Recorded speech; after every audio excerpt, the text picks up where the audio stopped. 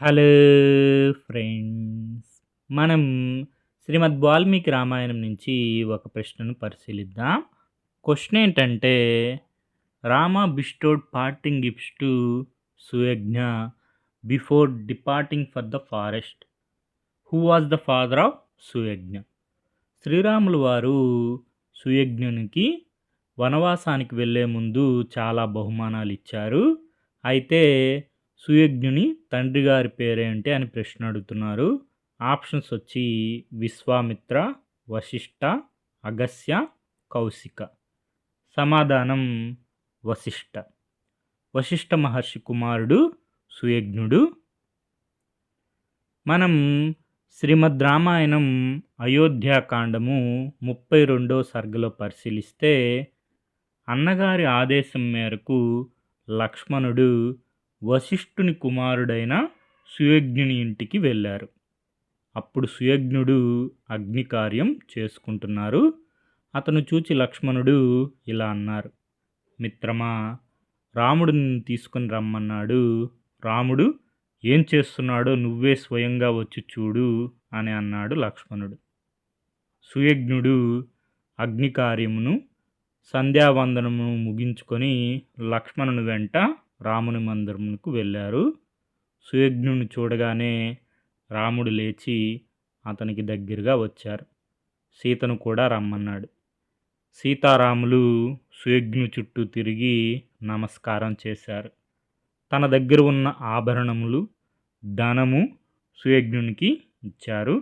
ఇంకా ఇలా అన్నారు: మిత్రమా, నేను నా భార్య అరణ్యములకు వెళ్తున్నాము.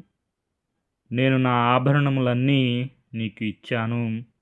సీత కూడా తన వద్ద ఉన్న ఆభరణములు నీ భార్యకు ఇవ్వవలనని అనుకుంటూ ఉన్నది.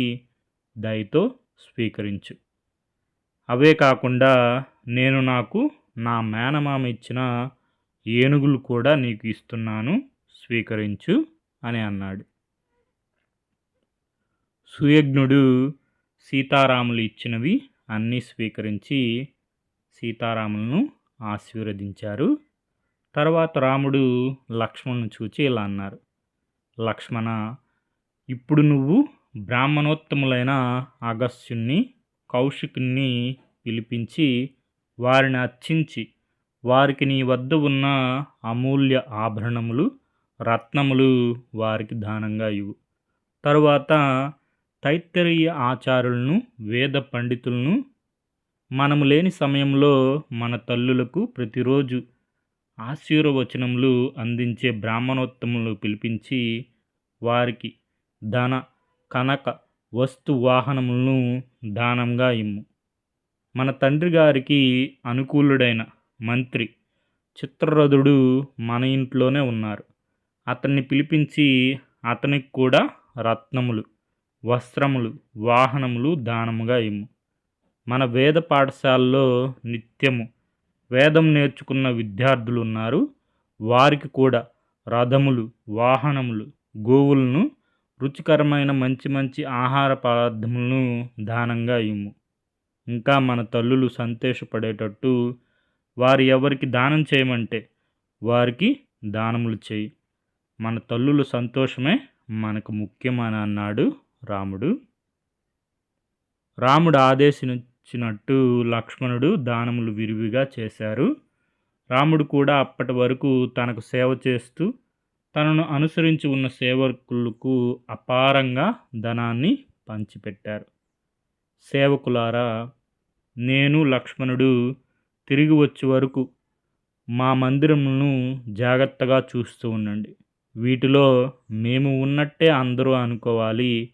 అలాగ వీటిని అనుదినము శుభ్రం చేసి దీపములు వెలిగించి ఉంచండి అని ఆదేశించారు.